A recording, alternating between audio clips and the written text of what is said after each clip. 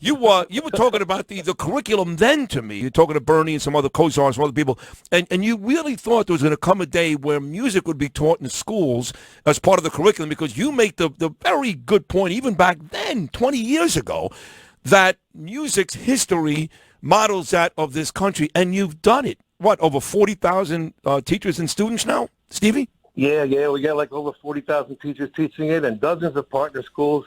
The main thing was that all of the arts classes got canceled in public education, which was just a crime, okay? Because art should not be taken that lightly, all right? It's a little bit more complicated than we can talk about now, but basically art appeals to a different part of the brain, all right? And these kids come to school with gifts. They come already with gifts intact. They come with curiosity, with imagination, with emotion, with an instinct. They come with these things. And what happens in school, those things get ignored or they get crushed. And we start feeding them information, that they don't even understand. This generation doesn't even understand. Well, how am I going to use this information? Because they're so used to getting answers in 5 minutes on the device. Right. You got to give them a reason to be there, So this is where art comes in. And we believe in integrating art into the disciplines, not like an after-school thing, not something extra. You integrate art into science, into math, into technology, into engineering.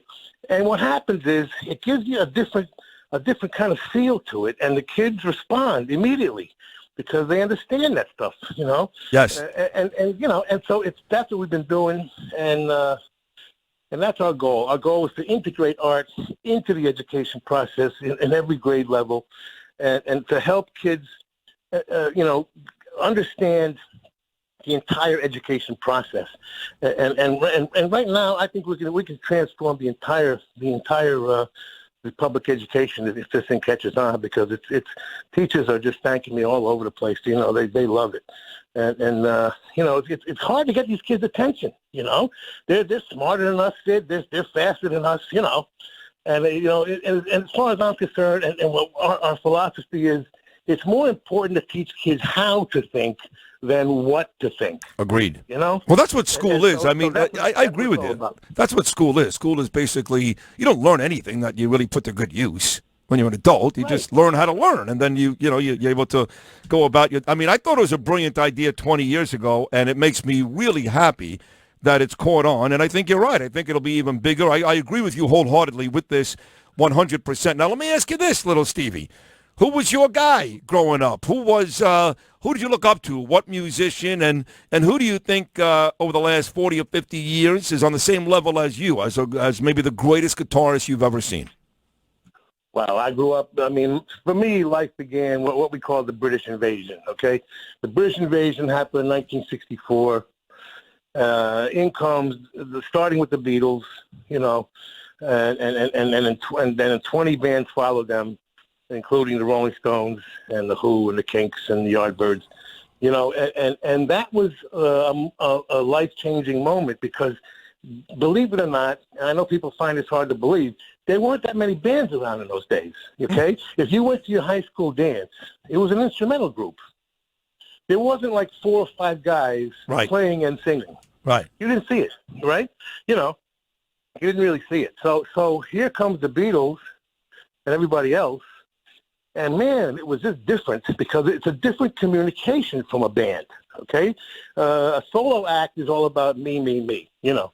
A band communicates friendship and family and, the posse, the gang, the team, right. Right. And it communicates community, and that was what appealed to me, because I wasn't interested in show business as a kid. I like it now. But back then, I was looking for my identity. You're building your identity, sure. And you are what you like. And so I was looking for not showbiz. I was looking for a lifestyle, and that's what these bands brought to me. The Beatles. We discovered the Beatles halfway through the career. They were together since like '57 and gone in '69. So we discovered them in '64. and they were extremely sophisticated. I mean, they were phenomenal. Yeah, You know, the harmony was perfect. They had the different hair, different clothes, you know. So they revealed this new world, but didn't exactly, you know, you didn't look at them and say, well, I think I can do that. You know, Right. it was just a little bit too good. You know, too highly. I mean, look, Paul McCartney and Ringo Starr, they're still singing. I mean, Jesus, it's like 80 years later, they're still singing. And if John Lennon wasn't murdered, and if George didn't get deathly sick, they'd still be performing too. So.